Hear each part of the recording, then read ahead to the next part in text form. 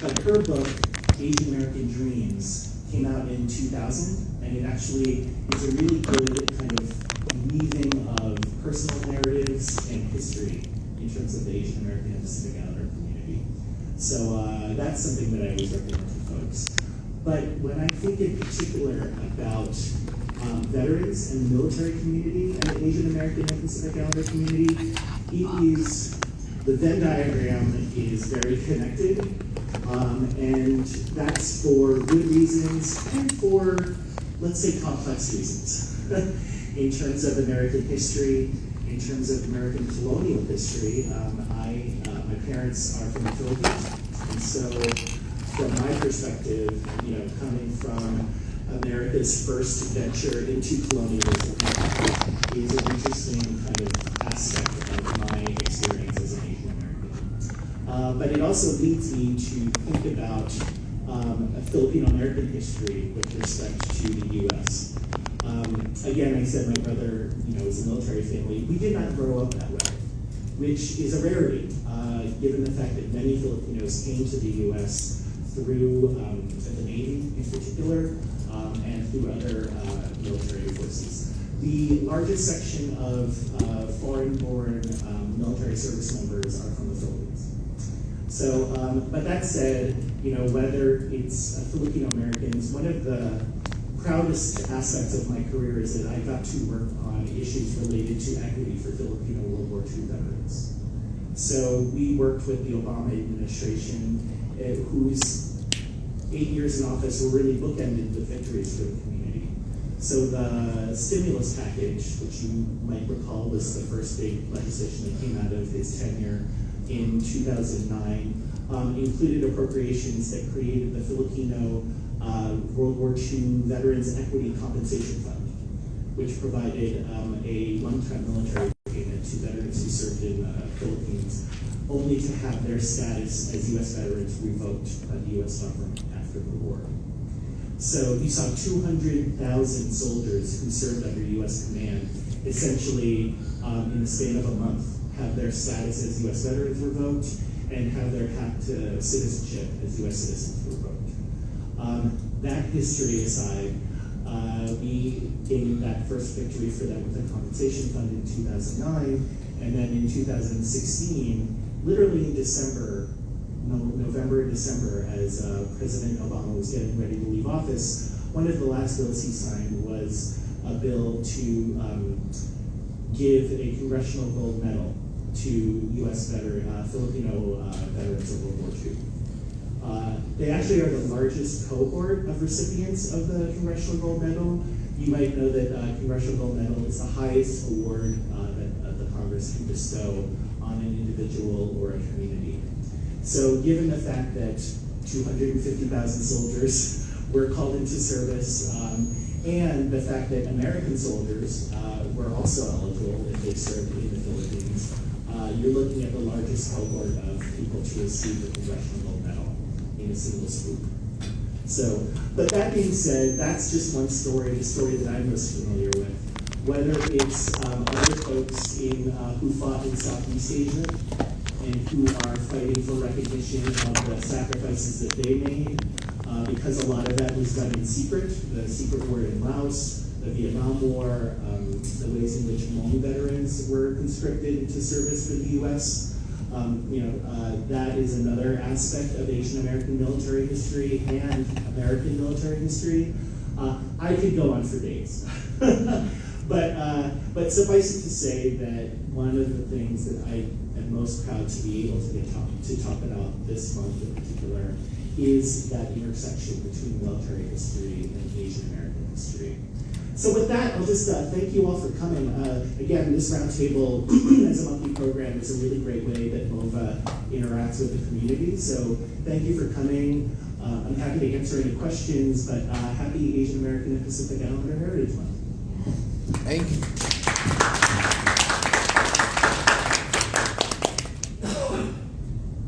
Thank you so much for that presentation. One of the things this year that we really wanted to do was try our best at bringing individuals together because, although we serve in different offices, we're doing the same work and advocating for the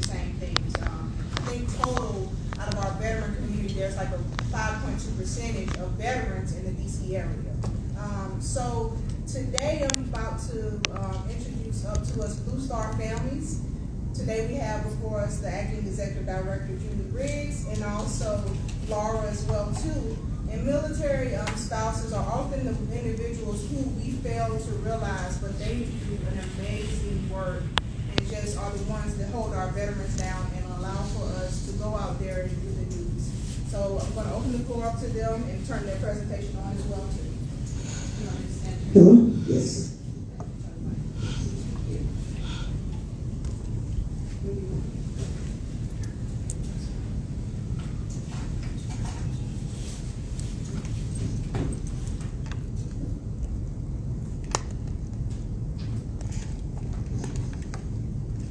Good afternoon.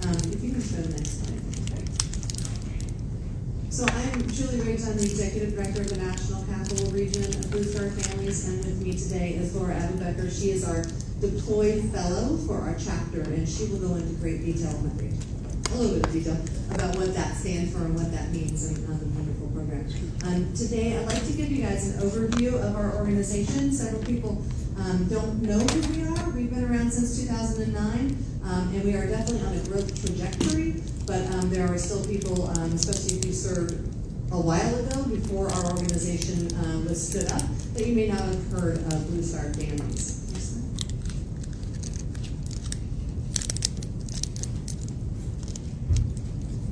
So we are the largest growing chapter-based nonprofit program that serves military and veteran-connected families. As I said, we were stood up in 2009, and we are a nationwide program. At the moment, we have 13 chapters that cover the United States, and we are growing daily, adding new chapters. Our goal is to have a chapter per state. And then where we don't have chapter-connected communities, we have a presence online, through our website, and through volunteerism. So our organization really addresses military and veteran family needs by building communities that support our military and veteran families through research, data, and then programs and solutions. So the way that we attack our challenge and our mission is to listen, share, partner, and act. And so we listen to what our families are telling us. We serve both the family member and the active duty service member, veterans, Guard and Reserve. So anybody who's military connected. So we listen to what's being said through a variety of survey tools, through town halls, through a lot of different ways that we hear from our families as to what is going on. And then we partner locally and nationally with other organizations to help grow the support for those families. We share the information that we have with local government, with the Department of Veterans Affairs, with DOD, as well as base leadership, and we share the information in order to drive change and policy. All right.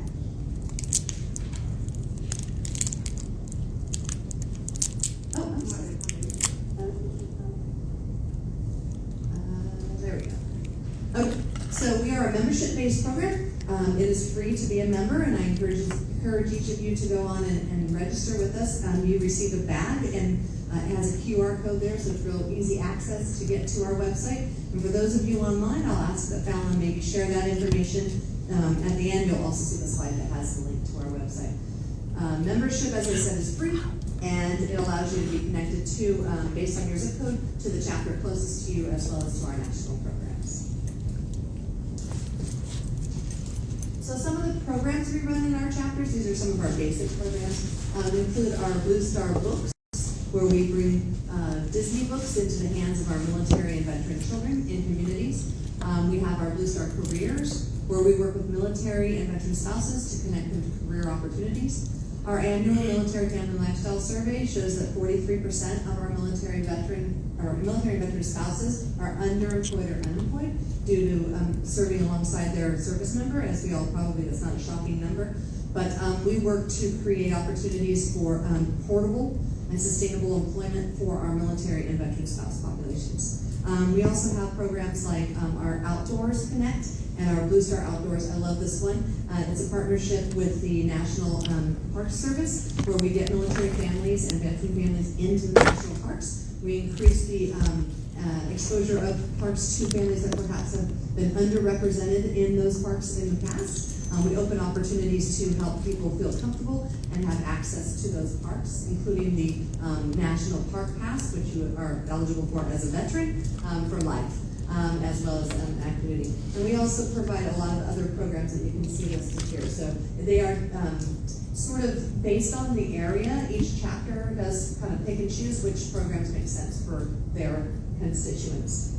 Here in the DC area, we just finished our first cohort of what are called Blue Star Support Circles, and we will be running another one. I'm sure this was a VA-funded program through the Sergeant Fox grant for suicide prevention, and we brought together not the veterans, but the people who work with the veterans, who live with the veterans, who are brothers, sisters, aunts, uncles of the veterans, and provided them with information about resources and programs, so that when and if a veteran is needing assistance, the family members and loved ones and people who are closest to them will have at their fingertips the knowledge to help and step in. And so it was a really great cohort that we just finished, and I hope that we will be running it again.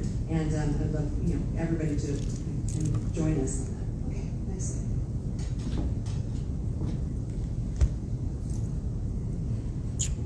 Little junkie there. Okay. So lastly, this is just a hot map, of where we are in the United States. You can see that I mentioned we have chapters, and then we also have representation with volunteers. I think the next slide goes to the Campaign for Inclusion. Am I correct about that? Yeah. All right, so I'd like to introduce Laura. She's going to speak to you a little bit about our wonderful program, Campaign for Inclusion.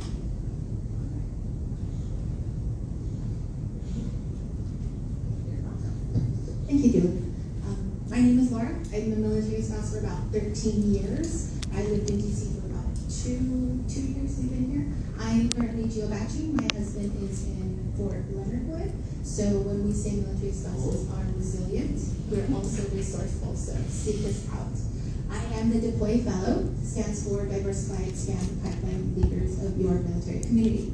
The program, or the Campaign for Inclusion was implemented when the brink of 2020. We all saw the world crash and burn. Blue Star families did something about it, and they started Campaign for Inclusion. I would like to read the mission. And the mission is to improve the service experience of military-connected families of color to strengthen our total force. I spent the year bringing support into our youth, and in specific, right now, I'm working on bringing support for our LGBT youth.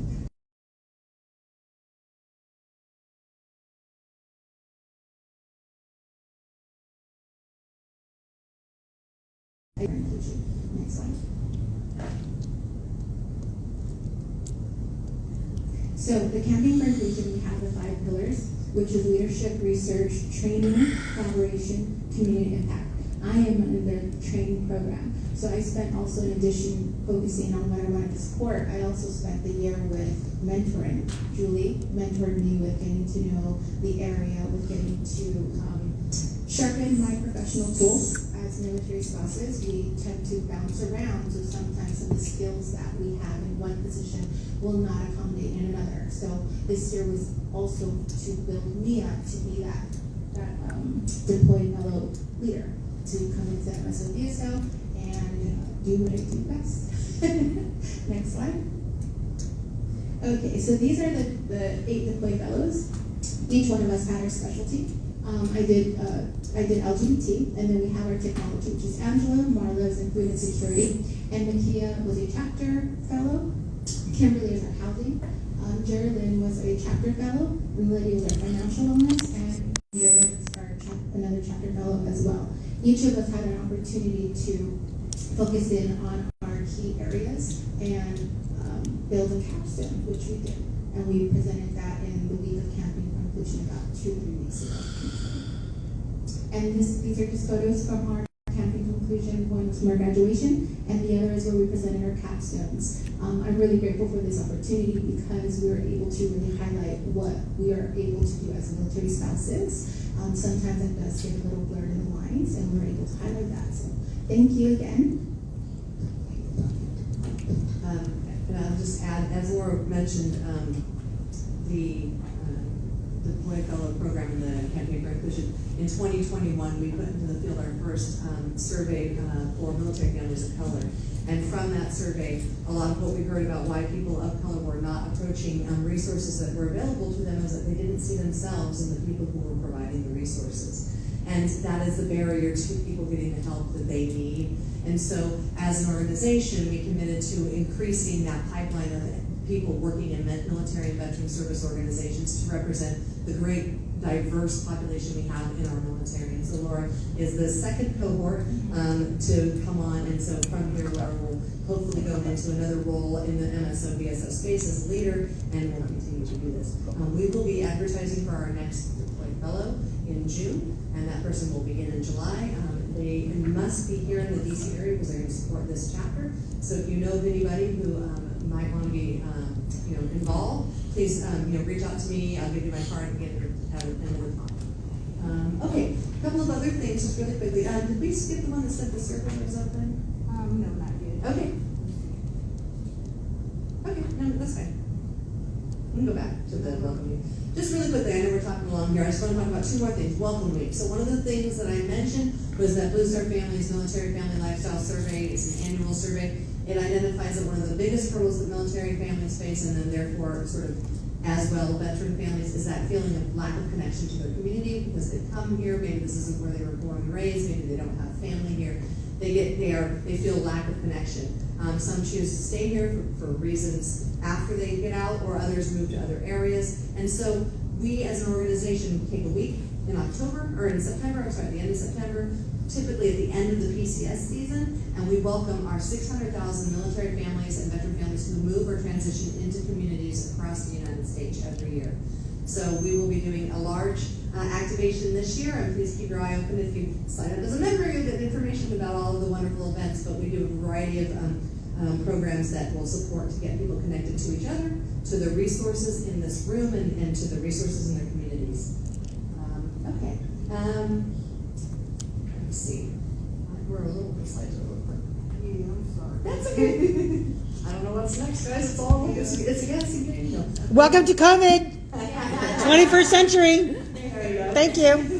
Let me just say two more things. The survey that I mentioned, the annual Military Family Lifestyle Survey, we do it once a year. Right now, through July 3rd, it is open for you to put your input in. I will not lie, it is a long survey because we ask a lot of questions, because we go into great detail to find out not only if you're a military spouse why you're unemployed, but like what things are getting in the way of your unemployment. Like, is it housing? Is it daycare? Is it husband or wife's schedule of training? Like, we ask lots of questions, but that data is so important. So if you can take some time, go take that survey. We would really appreciate it. We are really trying to, and it's been my goal since I took over as director of the chapter in 2020, to increase the veteran voice in that survey, because the more veterans we get taking that survey, the greater the data, and the more we can cut that data, and then provide that data to our partners like Fallon and her team, and Director Elliott, to actually have what are veterans saying in DC specifically.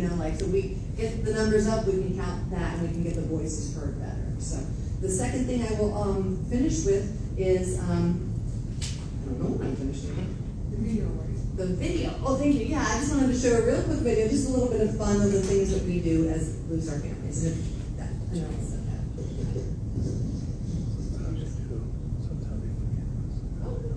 That's on BlueStarFamily.org, right? No, it was in the slides. Oh, it's in the slide. Yeah, it was next to the last slide. Pull that up. It doesn't work.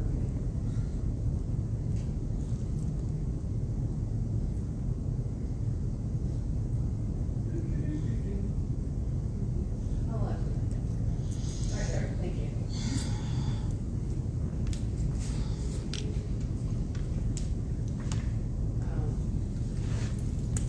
Someone asking me for access. All right, well, I'm not going to take your guys' time. It's a great video. If you want to go watch it, go to our website, go to our video. The other thing that I actually saw on the slides that when we should have gone through them really quick, we have volunteer opportunities and opportunities to get involved locally. And we would love to have you guys join us. So if you want to volunteer or get connected in any way, please reach out to us. Thank you.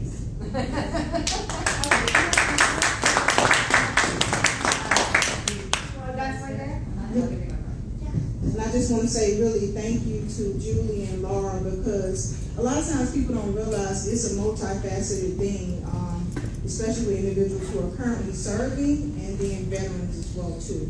And our military spouses have not received the care and services. They are often the ones left out, but I'm really grateful for Blue Star Families for stepping in and doing what it needs and providing the opportunities, especially, if you think about it, as service members deploying every 2 years, if not 3 to 4, depending on your assignment.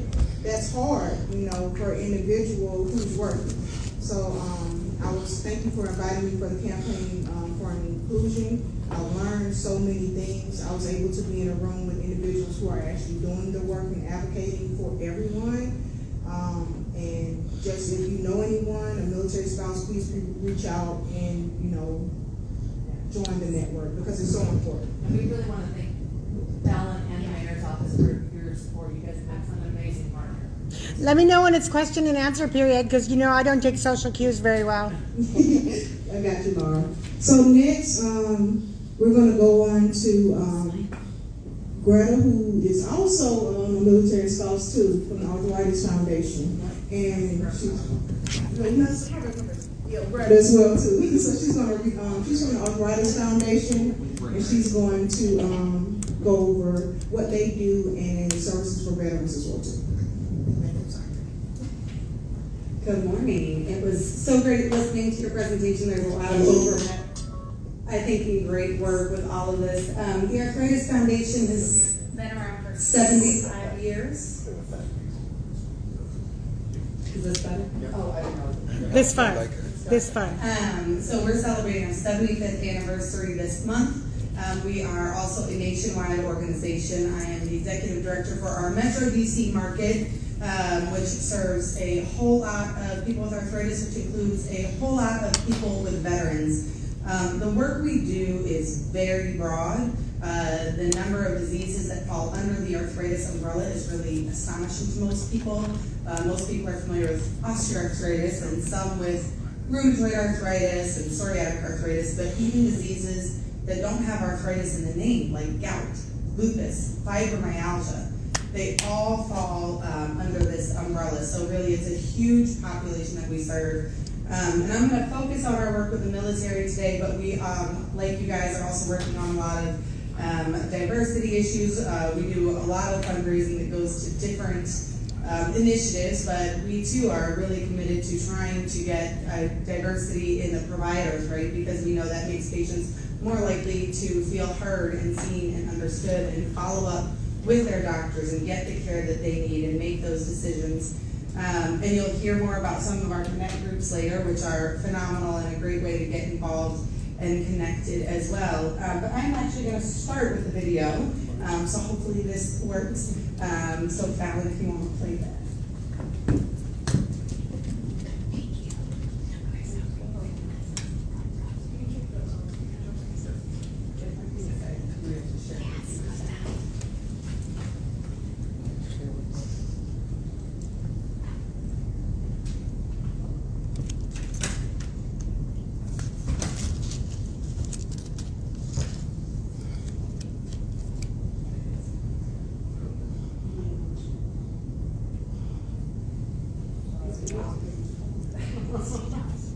Technical difficulties. Bear with us, It ladies. always seems like a good idea when you put it on there. I know.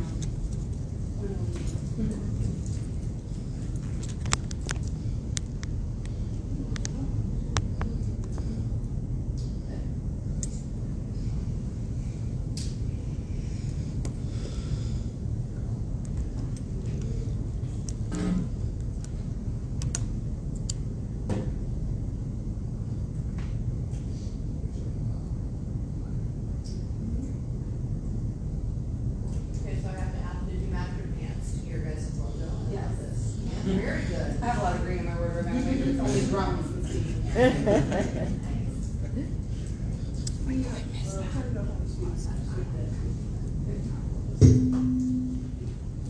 What did she say? Oh, she said the green matches her logo. Oh. Green pants. And it does.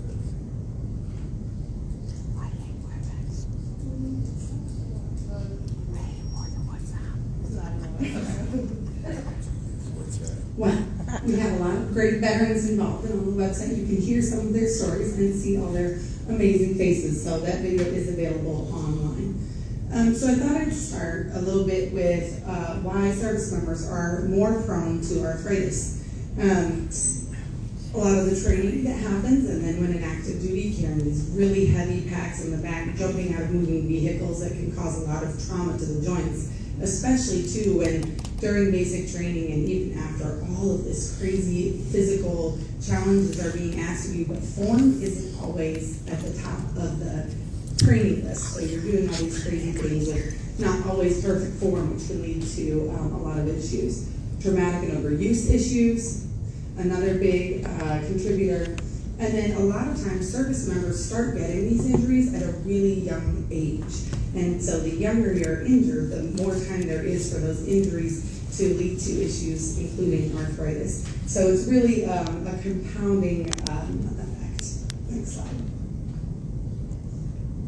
So the cost to supporting veterans is astronomical.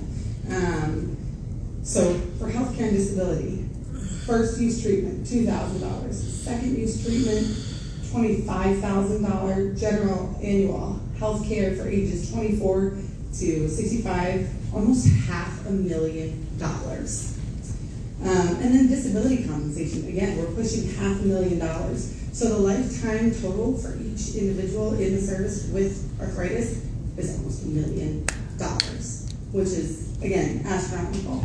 More Next slide.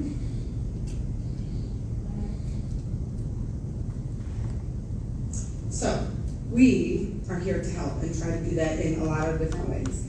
One of the biggest things we have are these incredible connect groups. They are something that we always had pre-pandemic, but they were pre-pandemic, they were hyper-local opportunities for patients with arthritis to connect. And we had different program modules, they're volunteer-led, and one of the silver linings for the pandemic for us was really expanding these in a very intentional way. So we do still have the in-person local ones, but now we have this whole group of virtual ones that are interest-based. So we have a lot of people that are involved in the in-person ones, but also take part in multiple of these virtual ones. We have ones for LGBTQIA+, we have ones for African Americans, Latinos, parents of kids at different ages with juvenile arthritis.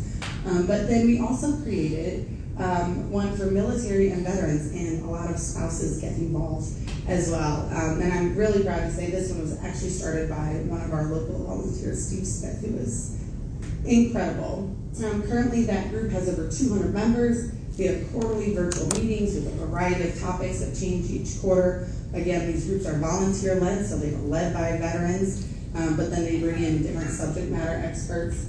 And they're just a place for people to connect. One thing we've heard time and again is with the numbers of veterans that are suffering, and I think I may ask you to go back, and we may have skipped a slide. It is so incredible how many people don't talk about it, so they don't realize how many of their peers are also dealing with this. Can you go back?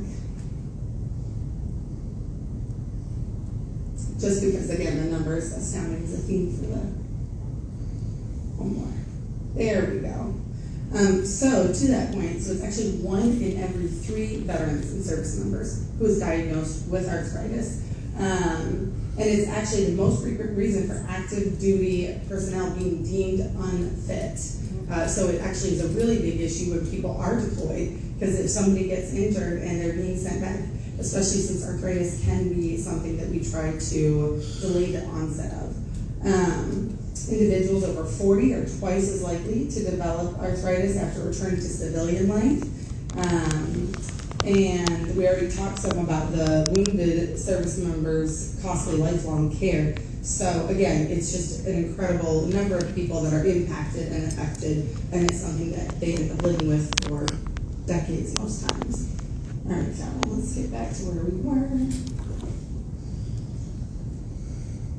So on our website too, another way we're looking to support is by providing just a plethora of resources that are easy, accessible. You can access them when you want and need them. And some of them include things like these great reading activities and other videos. This guy here, Dan Hill, is also local. And he is super amazing, and again, has just helped provide us with a whole library of resources and videos. If you're needing time to de-stress, there's other ones on there on mobility if you're feeling stiff. He is a Marine veteran himself, and has just been a great resource and is a perfect example of the ways that we work with our veterans to help them make a difference in this community too. We actually have a whole platform on our website. Our main website is just arthritis.org, but arthritis.org/veteran or /military, at least the same place, has a ton of really curated resources to help serve this population. Just some examples include early onset OA. It discusses how military and veteran service members have high rates of osteoarthritis, solutions for sleeplessness, managing your pain, and benefits of mind-body therapies. We know there's such a connection there, and there's so many comorbidities between arthritis and a lot of other conditions, but that includes patients' mental and emotional well-being. So we have a ton of resources available online. I mentioned the Connect group. The next meeting is coming up. Apologies, it was yesterday. I did this before yesterday, but they do them, like I said, at least quarterly, so you can see what the next topic will be coming up there. We do regular webinars. We have an amazing podcast, and we do have a helpline that's always available as well. It's staffed by licensed clinical social workers as well as trained volunteers that help connect patients and spouses with resources from answering insurance questions to finding doctors, etc. And then locally, we have a ton of in-person events this year coming up. Our local Walk to Cure Arthritis is in just about a week. We should have beautiful weather though, and it'll be over at GW, so we'd love to see any of you all out there. Free to register. We have our first in-person patient education event coming back up. This is for one of those diseases that doesn't have arthritis in the name, but is much more common than people think about, which is gout. And that'll be over at our advocacy building at 16th and L. We do a big gala, and then we have a jingle bell run, a Pentagon row, and much like my counterpart Julie or other Frontier, we need volunteers for all of it. We are a volunteer-powered organization, so we encourage participation in all these events, but we also certainly welcome your help in putting them on and making them happen and increasing these community connections and support. So that's all I've got. Great. Thank you so much for that, Greta. And it's crazy how many individuals, especially being in the service, you get misdiagnosed or not diagnosed at all as well. So before I move forward, here are just some free resources as well. There will be a 50+ senior job fair going on in DC as well. I will be speaking at Black Pride on Saturday from 1 to 2:30 about just resources for LGBTQI+ veterans. So you're more than happy to join. Everything there is going to be free throughout the week. Also, we have Bridle Paths that's free for all DC veterans. All you have to do is come here and Virginia Rides has donated the transportation services. It's an amazing experience. They have therapists there as well too to guide you, and then you return back to DC as well too. So. Okay, and we have partnered with Love Energy Services. A lot of times when it comes to behavioral health resources, it's kind of like you don't necessarily want to go to a therapist. So we decided to bring it to you. So this is 1 hour toolkit sessions. Last Tuesday we went over basic burnout prevention and just some basic tools on that and examining where we're spending our time at as well too. And then we will have the Mayor's Office of LGBTQ Affairs, since it is Pride in June, they're doing a Love Out Loud Tide party.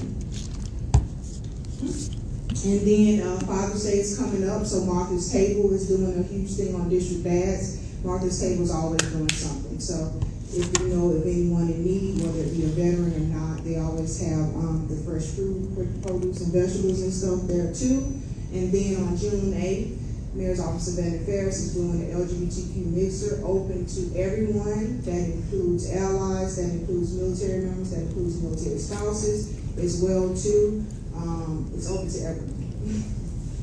Just to realize, because since we do have Black Pride this week and we do have Capital Pride next week, I want it to come together and join everyone. So it's on June 8th. And also when it comes to resources, because inflation and the cost of food is going up so much, please direct individuals for bread for the city. Everything is on their website. The last Friday of the month, you can just walk in and get what you need as well too. No questions asked. Okay. And please find us on social media as well, DC_OVA on Instagram, and we also have a link tree for all our upcoming events that you can find on Instagram. Can I just add one more? We have a Pride paddle with Team River Runner on June 25th. It's on our website. You can sign up, and lunch will be provided. So we're going to bring out people and do a couple of paddling opportunities on the show. Okay. Awesome. So that's June 25th. June 25th, Pride paddle. All right, and where will we be located at? It's going to be out of up in Maryland. Maryland. Okay, gotcha. Potomac. Team River Runner. Okay. Thanks, Julie. And that'll be the Blue Star families, right? Yeah, just go to the website. Gotcha. Alrighty, thank you. So next thing, what we really like to do is see who's all in the audience and give everyone the time to speak. So first, we'll go ahead and start with who's came in person first. I'll start off with Fallon Williams, I'm the LGBTQIA coordinator here, and I'll pass it on to Laura. I'm Laura. I'm the National Capital Region Deploy Fellow. Yeah. Julie Riggs, National Capital Region Director and veteran spouse. My husband retired on January 29th, so I'm still getting used to saying that. I am Greta Barnes, and I'm the Executive Director for Metro DC's Arthritis Foundation.